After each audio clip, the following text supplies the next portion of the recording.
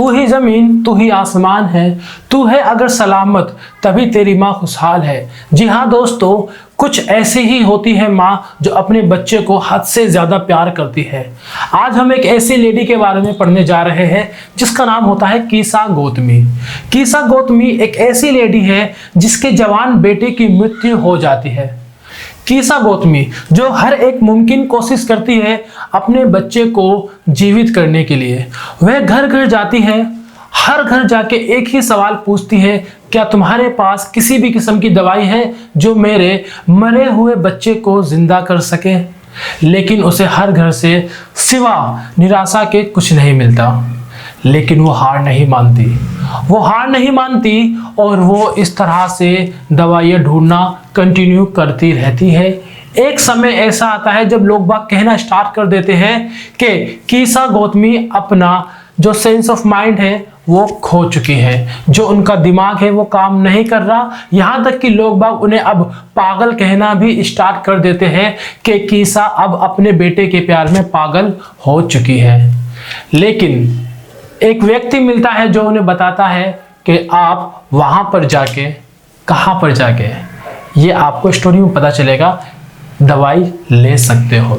So guys, अगर आप हमारे चैनल पर नए हो हमारे चैनल को सब्सक्राइब जरूर कर दीजिएगा, बेल आइकन को भी दबा दीजिए ताकि रोजाना आने वाली वीडियो की नोटिफिकेशन आपको टाइम पर मिल जाए। सो 10th क्लास का जो हमारा चैप्टर है आज का, वो है हमारा फर्स्ट फ्लाइट, जिसके अंदर आज हम पढ़ने जा रहे हैं बहुत ही जबरदस्त कहानी, दो जबरदस्त कहानी। उस चैप्टर का नाम है द सरमन एट बनारस।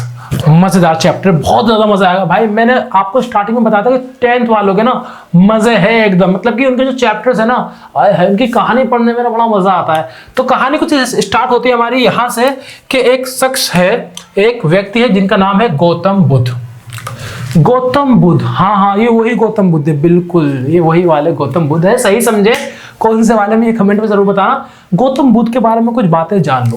पहली बात, गौतम बुद्ध जिनका रियल नेम सिद्धार्थ है। क्या नाम है? सिद्धार्थ है, ठीक है ना, जो कि नॉर्थ इंडियन फैमिली में जन्म लेते हैं। सिद्धार्थ एक प्रिंस होते हैं, यानी कि बहुत ज्यादा रॉयल्टी वाली लाइफ इनकी होती है और इन्हीं का नाम बाद में गौतम बुद्ध पड़ता है। तो चलिए गाइस, जानते हैं थोड़ा सा गौतम बुद्ध के बारे में। कहानी स्टार्ट होती है जब वो 12 साल के होते हैं। 12 साल की उम्र में उन्हें घर से दूर बाहर पढ़ने के लिए भेज दिया जाता है। जी हाँ दोस्तों, घर से बाहर पढ़ने के लिए भेज दिया जाता है। उस समय पर, जिस समय की मैं बात बता रहा हूँ, उस समय पर किसी भी किस्म की डिग्रीज नहीं होती थी। यानी कि उस समय पे नहीं था कि भाई मैं MBBS करने जा रहा हूँ, मैं MBA करने जा रहा हूँ, मैं XYZ कोई डिग्री करने जा रहा हूँ, नहीं। उस समय पर क्या करने गए थे? वो धर्म के बारे में पढ़ने गए थे 12 साल की उम्र में। कितने साल की उम्र में? 12 साल की उम्र में गए थे स्टडी करने के लिए। क्या स्टडी? धर्म के बारे में स्टडी करने गए थे, ठीक है। वहां से वो 4 साल बाद वापस आते हैं। कितने साल बाद आते हैं वापस? 4 साल बाद वहां से वापस आते हैं। आने के बाद शादी करते हैं और उनका एक बेबी होता है, एक बच्चा होता है। उस बच्चे और अपनी वाइफ के साथ 10 साल तक अपनी लाइफ को नॉर्मली जिस तरह से गुजारते हैं ना, रॉयल्टी के साथ, क्योंकि प्रिंस है और प्रिंस है तो अपनी लाइफ को रॉयल्टी के साथ गुजारते हैं, लग्जरियस लाइफ बिताते हैं 10 साल तक। अब देखो यहाँ पे जो उनकी शादी होती है किससे होगी? भाई जाहिर से बात है, एक प्रिंस की शादी किससे होगी? प्रिंसेस से होगी। एक शहजादी से होगी, तो शहजादी से शादी करते हैं और अपनी लाइफ इस तरह से गुजारते हैं। यहाँ पर 10 साल बाद एक उनकी लाइफ में ट्विस्ट आता है। क्या आता है? वो हंटिंग के लिए जाते हैं। हंटिंग करके जब वो वापस आ रहे होते हैं, आते आते उन्हें बीच में कुछ लोग मिलते हैं। जैसे कि उन्हें पहला जो इंसान मिलता है वो मिलता है एक बीमार आदमी। वो बीमार आदमी से मिलते हैं। फिर उन्हें एक इंसान मिलता है जो कि बहुत ज्यादा एजेड है, यानी कि बहुत ज्यादा उम्रदार है। उम्रदार इंसान से वो मिलते हैं जो कि एक बूढ़े इंसान है, ठीक है ना। फिर वह मिलते हैं किससे? वो मिलते हैं एक मॉन्क से। एक बाबा पंडित जो होते हैं ना, मॉन्क जो होते हैं, जो फकीर टाइप के जो होते हैं, उनसे मिलते हैं। और लास्ट में वो देखते हैं एक फ्यूनरल प्रोसेशन, यानी कि जो होता है हमारा जो अंतिम संस्कार होता है जिसे हम जलाते हैं, है ना, उन्हें देखते हैं। इन 4-5 लोगों से मिलने के बाद इनकी लाइफ में ट्विस्ट स्टार्ट हो जाता है। बहुत ज़्यादा परेशान हो जाते हैं और ये डिसाइड करते हैं फाइनली कि यार ये लाइफ नहीं है, और अपनी हर एक चीज़ छोड़ देते हैं। ठीक है ना। और एक भिखारी, एक बेगर बनके 7 साल तक घूमते रहते हैं यहाँ और वहां। अब यहाँ पर एक चीज अपने माइंड में क्लियर कर लेना, वो भिखारी वो नहीं जो पैसे मांगते हैं, ये भिखारी बनते हैं एक बाबा वाले टाइप के, जो फकीर टाइप के होते हैं, उस तरह के भिखारी बनते हैं।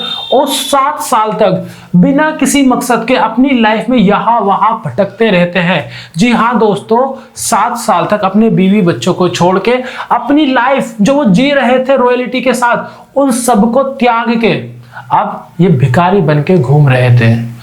अब इन्होंने क्या करा, 7 साल तक जब लगातार घूम रहे थे, जब इन्हें कुछ प्राप्त नहीं हुआ तो फाइनली डिसाइड करते हैं एक फिग ट्री के नीचे बैठने के लिए। फिग ट्री यानी कि अंजीर का पेड़, फिग ट्री अंजीर का पेड़ होता है, वहां पर बैठते हैं, वहां पर ध्यान लगाते हैं 7 दिन 7 डेज। कितने दिन भाई?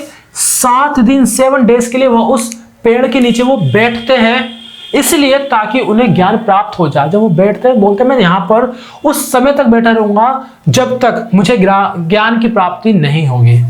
और गाइस फाइनली वो दिन आ गया, 7 दिन बाद उन्हें ज्ञान की प्राप्ति हो जाती है। और जब उन्हें ज्ञान की प्राप्ति होती है, उस ट्री को, उस पेड़ को, कौन से पेड़ को? फिग ट्री को एक नया नाम देते हैं, रिनेम करते हैं, उसे बोलते हैं बोट ट्री। बोट ट्री, या फिर हम इसे इस नाम से भी आते हैं विजडम ऑफ ट्री या tree of wisdom, tree of wisdom के नाम से भी जानते हैं। आई होप आपको यहां तक स्टोरी बहुत अच्छे से समझ में आई होगी। अब यहां पर एक चीज मैं आपको बताता हूं। यहां पर आपने एक नाम को थोड़ा नोट किया, वो था सरमन। इसका मतलब क्या होता है तो मैं आपको बताता हूं। सरमन का मतलब होता है किसी भी किस्म का उपदेश देना। उपदेश क्या होता है? उपदेश का मतलब होता है लेक्चर देना, कोई ज्ञान वाली बात, जो वैल्यूएबल बात है ना, उसका लेक्चर देने को हम सरमन कहते हैं। याद रखना, जब गौतम बुद्ध को ज्ञान प्राप्त हुआ था, यानी कि जब इनका नाम सिद्धार्थ था, सिद्धार्थ जब ये गौतम बुद्ध बने थे, इनका जो फर्स्ट सरमन था, जो इनका फर्स्ट लेक्चर था, वो बनारस में हुआ था, फर्स्ट वाला। तो इसलिए इस चैप्टर का नाम है the sermon at Benares. First वाला कहाँ हुआ था? बनारस में हुआ था। जो इन्होंने लेक्चर दिया था, जो स्पीच दी थी, वो बनारस में हुई थी। अब यहाँ पर क्या होता है, यहाँ पर अभी स्टोरी के स्टार्टिंग में मैंने आपको एक लेडी के बारे में बताया था। जी हाँ दोस्तों, एक लेडी जिसका नाम होता है कीसा गौतमी। ये दूसरी स्टोरी स्टार्ट हो जाती है। एक तरह से मान लो कि दूसरी स्टोरी है कीसा गौतमी, एक ऐसी लेडी जिसका यंग बॉय ही पासिस अवे, वो मर जाता है। और कीसा गौतमी जो अपने उस एक लौते बच्चे से बेइंतहा प्यार करती थी, उसे जीवित यानी कि जिंदा देखने के लिए वो घर घर जाती थी, घर घर गई, और घर घर से उसे एक ही चीज मिली कि हमारे पास इस तरह की कोई मेडिसिन नहीं है जो तुम्हारे बच्चे को जीवित कर सके। सिवा निराशा के उसके हाथ कुछ और नहीं लगा, और वो वापस आके परेशान होके बैठ जाया करती थी। एक व्यक्ति ने उन्हें बताया कि तुम्हें ना वहां जाना चाहिए था। कहा? अब बताता हूं। उस व्यक्ति ने बताया कि तुम्हें भगवान गौतम बुद्ध के पास जाना चाहिए। उनके पास ये जो दवाई है जो आपके बच्चों को जीवित कर सकती है, श्योरली मिल जाएगी। और इस बात को सुन के कीसा गौतमी जो गौतम बुद्ध है उनके पास जाती है। गौतम बुद्ध को सारी बात बताती है और बोलती है मुझे एक ऐसी दवाई चाहिए, एक ऐसी मेडिसिन चाहिए जो मेरे मृत बेटे को जीवित कर सके। और गौतम बुद्ध उन्हें बोलते हैं जी आपको दवाई बेशक मिल जाएगी, लेकिन तुम्हें एक काम करना पड़ेगा। वो क्या है? तुम्हें मस्टर्ड सीड लाने पड़ेंगे। मस्टर्ड मीन सरसों के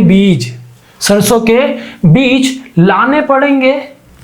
लेकिन उनकी एक शर्त भी होती है यहाँ पे।